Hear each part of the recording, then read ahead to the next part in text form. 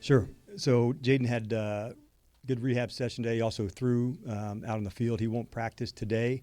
And then as we get into Friday, I'll give you an assessment of where we're at after we go through practice on Friday. How much are you finding that you're having to hold him back from doing too much at this point? Yeah, we're going through that process. Like, that's him as a competitor.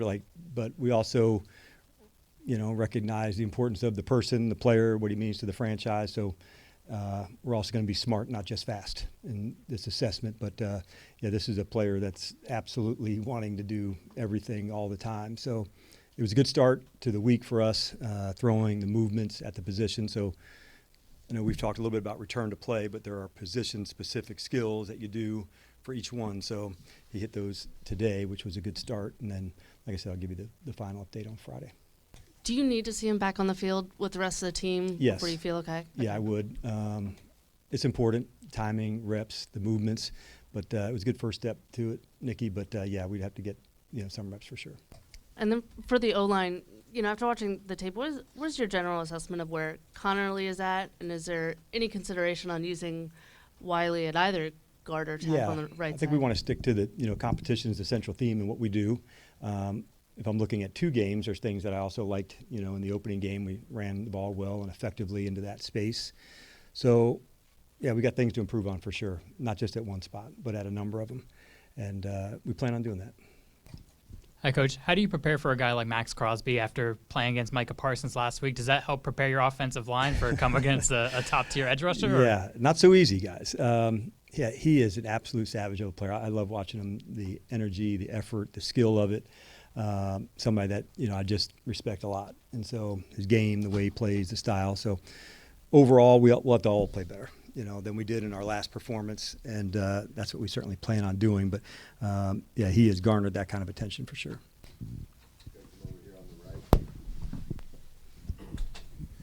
With Marcus, you guys were slow in bringing him back, making sure he was back from the Achilles. From what you saw last year and what you've seen from him, the confidence level I know is high. What do you expect from him? Yeah, if called upon, we would certainly expect Marcus to deliver in the fashion that he does. He has been like a real standard as a commander, player, teammate in elite ways. And so each player that we would feature, they'd be featured in not exactly the same way, although mobility for him and Jayden and, kind of coming up in similar styles, but not exactly the same also. So for all the guys, we have, ways that we'd feature them and how we would play if called upon, and that's what we'll do. But, we have, the utmost confidence in him. Dan, could you elaborate on the signing of Preston Smith and kind of the role that you envision for him here? Yeah, we've actually discussed Preston for a while. Edge, he's strong, proven pass rush ability. We like his size, too, and so with Dietrich being injured, if we had another chance to add another person to that group, it seemed like the fit. And so I've followed him for a long time. I feel like it's one of those players I've known but didn't have a chance to coach and always have wanted to. And so when he was able to come in for the workout and be here, it just felt like a good fit. He saw him hanging out with Kerrigan, for them playing some years together and having that person, okay, this is what we do here, this is how it's going. I'm hopeful that Ryan can help on that onboarding process, but this is a veteran guy who will get up to speed quick. You can tell he's a bright guy, but you can tell he really worked hard to get himself in shape to be ready for the op when it came, and he had a few of them. Dan, obviously Pete Carroll played a huge role in your development as a coach, going on to be a head coach with the Falcons and again here. How valuable have the lessons that you learned from him been as you navigate your career, and what's it going to be like to face off against him this week? Yeah, we've gone against each other a number of times, over the last, 10 years or so. What did I learn? Man, a lot. And he helped me grow. He helped me develop. Like most, times when you get to help bring someone along, confidence, belief. So I'd been a defensive line coach for a long time, and I'd left for 2 years to go to Florida, brought me back as the DC, and so that's the type of confidence and belief.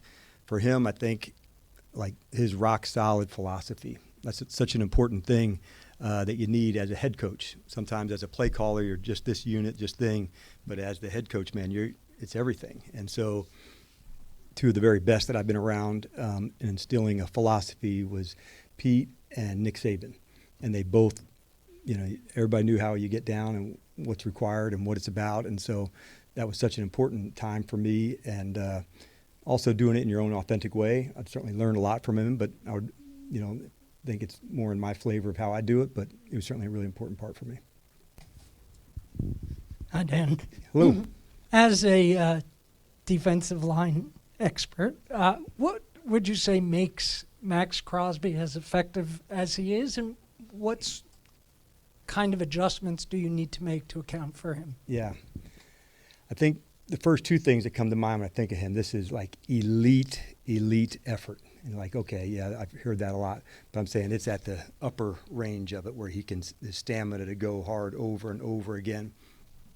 He's got great bend. By that, I mean he can slip and slide in between a tight end, a tackle, and then the skill work of it. He loves pass rush like Vaughn, and so for those two, kind of doing the pass rush summit, there's a level of studying and preparation. Instincts, I would say, are a big part of that, but man, do I love the first step quickness and just the absolute dog of a competitor. Sometimes you don't win on the first move, and you have to stay relentless, and that is absolutely been part of his career. Hey, Dan, I'm going to steal one of your phrases. Ball is life, right? Yes. You've done a great job, protecting the football, but in terms of takeaways, not so much so far. What have you seen from that, and how do you generate more? Yeah, I thought, and I'm glad you asked that because it's such an important part of what we do. In the Giants game, I thought the defense took some shots. We had maybe a few chances at one. There was one that got called back on a penalty on a Quan interception. Thought another one, Revo might have forced one. We didn't get it, but there was some good. I thought J.K. had a real violent shot at it. Not so much in Green Bay to where we had our chances to go get it.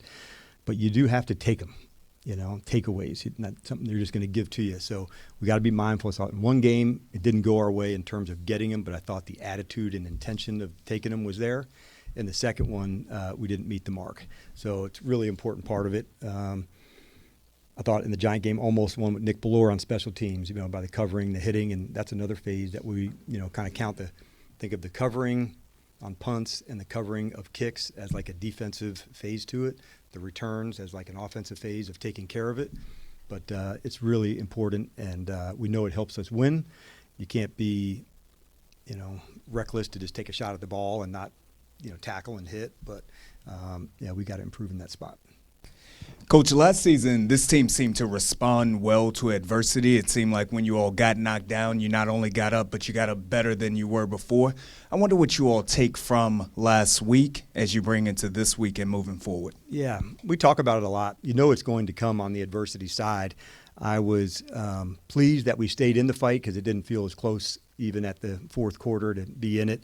I wasn't surprised that we're tough, but you have to apply those lessons. What didn't you like? How did we go about it? It didn't feel the same energy and just flying all over the tape and finishing and fast. And so those are the ones that you have to acknowledge and say, man, this wasn't to the standard that we all set for one another. Not saying we were soft or any of that. It's just there's a level that we want to get it to, and that's when we really hit our strides. It's going to happen. The injuries part of it, getting the loss is part of it, but you also learn to stand and fight, and that's a good skill to know, and we got a lot of guys that are down for that. Hey, good afternoon, Coach. Good afternoon, Dave. When it comes to seeing the field the right way and communicating defense offensively as a unit, how in practice can you kind of ramp up the competition there, the challenge there to get that better for game days? Yeah, just what you said, the competition. So at a practice today, we'll have some just good on good that we go. We don't do that in the short weeks, where it's slowed down. But the first week we did it, so we'll do some competitions on Wednesday, just not scripted, just like today we'll have a third down competition. Tomorrow we have a red zone one. And that helps a lot because it's unscripted, it's looks, you talk, you communicate. Sometimes it's trying out a new play, sometimes it's, working through the kinks. So it is part of what we do, but out on the practice field, that's where you get better. And it's such an important part of what we do, so we're really pumped to get back out. Never a good idea to take a loss and take a whole bunch of days in between, so we're ready to get back in this game.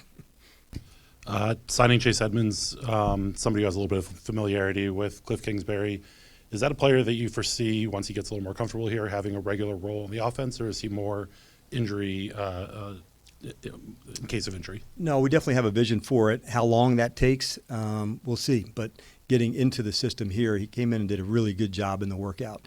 So we brought a few running backs in to take a look and see where it was. So we wanted to find out, swings, pass game, catching, movements, what that looked like. But it'll take a few weeks to see where we stand on that. But we're pumped with the backs. Chris is certainly ready, to get back into action for him. But we're pumped to have Chase here as well. And I'm still learning him. Cliff had a chance to work with him before. But it's good to have him here.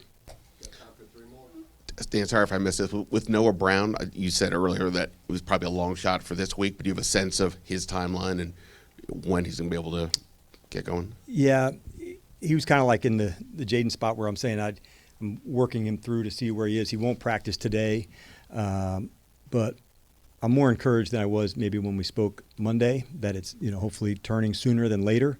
And so that was kind of where we are with John, where are we at? And so we'll have a better assessment probably for Friday. And obviously Noah was very helpful for you guys last year, but unfortunately for him, he's got an injury history throughout his career. How much did you guys factor that in terms of how you built out the rest of the room this offseason? Yeah, he's an elite competitor, and you don't want any of these guys, to have anything that they go through with. Sometimes we know there's re-injuries after an injury. That's no big state secret, but I love the competitor, love what he stands for. I think once we get him through this, we're going to get him to the other side of that. And for instance, the one last year was so rare, of an injury that you can't chalk that up to a soft tissue or those things. So I'm just excited to get him back out there and get going again. He's one of our most competitive guys and adds a lot to us. Good afternoon. Good afternoon. Along those same lines, John Bates is also experiencing injury. Any update on him? And if he does have to be out, how do you all have to fill that void from his blocking ability? Yeah, we all know how John's so rare in that way on the blocking side. So it wouldn't be in exactly the same way. You don't just, plug and play into that spot. I feel like we're pretty diverse in how we would have to go after it, but it would be, something that would be difficult in that spot. We'll see where we look like by Friday. Like I said, as I'm going through with John, I'm in that same spot of where are we? We're going to make good decisions for the guys, and they're working hard. Having the extra time is helpful, meaning like a longer, time in between the two games. But there's a couple that I'm still in the wait and see mode and position-specific work. Then we'll get into, tomorrow. Today we're going to be indoors.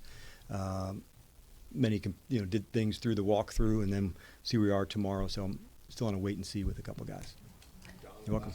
Hey, Coach. Hey, in Don. looking at the Raiders, what comes to mind first in facing them? Geno Smith is under the center.